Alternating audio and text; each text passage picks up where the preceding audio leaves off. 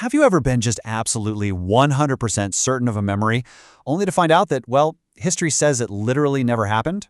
Hey there, and welcome to this explainer. We're going to do something a little different today. We aren't just looking at facts, we're going to put your very own brain to the test. So get ready for a totally mind-bending journey into one of the most mysterious and debated phenomena of our modern age. We're talking about a glitch in human recall that spans across continents, cultures, and generations. So, to kick things off, I want you to play along with me for a second. Wherever you are, just close your eyes. Seriously, close them. I want you to vividly picture the famous mascot of the Monopoly board game. You know, the wealthy Monopoly man in his top hat. This is a game that's been around since 1904, it's translated into 37 languages, and played by over 500 million people worldwide. You got his image in your head? Okay, now tell me, is he wearing a monocle over his eye? Okay, let's dive into this.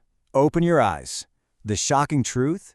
The Monopoly man has never, ever worn a monocle. Not once. Not since the character was literally created. And yet, millions upon millions of people who have played this game for hours on end share the exact same fake memory of that tiny piece of eyewear. How is it even possible that so many of us vividly recall a detail that simply does not exist in reality? Well, this brings us to the formal definition of what we are analyzing today, this massive shared memory discrepancy. It's known as the Mandela effect. The term was actually coined by a paranormal researcher named Fiona Broom after a 2014 survey. She discovered that a massive number of completely unconnected people globally shared a vivid memory that South African leader Nelson Mandela died in prison in the 1980s. I mean, people even remembered watching his funeral and his window speech on TV. But in our actual reality, Mandela was released from prison, became president, and passed away in 2013. Section 1. Global Glitches in Reality. Let's see just how deep this rabbit hole goes. Because that founding Mandela example, that is just the tip of the iceberg. This isn't some isolated incident affecting just one event. Let's look at the famous cheese brand, the Laughing Cow, or La Vache qui rit. If you grew up in the 80s or 90s, you likely remember TV commercials where this red cow peeks out from behind a theater curtain, wearing a shiny gold ring in her nose. But in reality, she never had a nose ring. Not on the TV ads, not on the cheese boxes.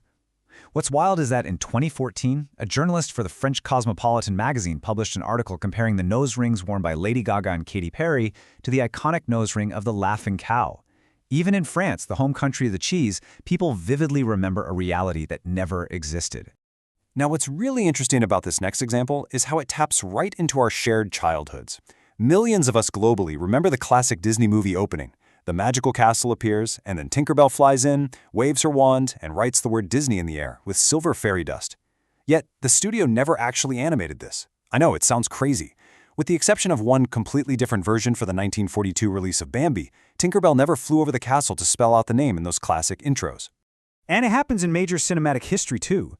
The 1980s Star Wars classic The Empire Strikes Back contains arguably the most famous plot twist in film history. Millions of fans quote Darth Vader as saying, "Luke, I am your father."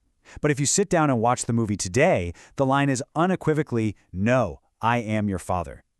What makes this incredibly bizarre is that during a television interview, the original voice actor for Darth Vader, James Earl Jones, was asked to recreate the moment. And get this, even he misremembered his own script, saying, "Luke, I am your father," just like the fans. Moving on to Section 2. Arab World Memory Glitches. Now, you might be thinking this is strictly a Western pop culture phenomenon, right? Well, it's not. These memory glitches completely transcend language barriers and geographic borders. They are deeply embedded in Middle Eastern history and Arab cinema, too. Take, for instance, a legendary comedic moment from the classic Egyptian movie Ibn Hamido. The great actor Abdel Fattah al-Qasri has a hilarious scene trying to convince his daughter to marry. Millions of Arab viewers vividly remember his iconic quote as "Ana zat nafsi estamanaha." But if you boot up the film today, the iconic word estamanaha simply does not exist. He says atamanaha in a completely normal way, and the phrase zat nafsi has entirely vanished from the scene. Or, for a more recent example, take the 2002 action movie Mafia. There's this highly memorable scene featuring actor Abbas Abu al-Hassan playing the butcher. Fans have spent literally years quoting his exact words from that encounter. Yet if you watch the tape now, he doesn't say any of the variations fans remember.